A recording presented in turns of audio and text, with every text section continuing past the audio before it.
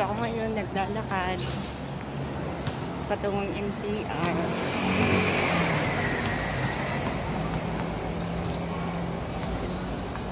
Grabe yung panahon ngayon. Mainit. Favor rin sa amin kasi holiday namin ngayon eh. Sunday.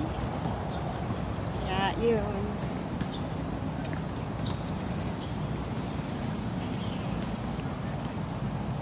Mataginting yung init.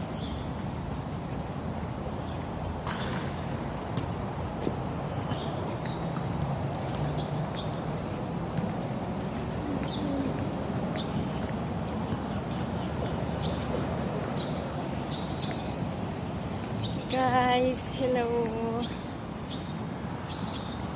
Thank you for watching. God bless you all. Please follow me. Bye.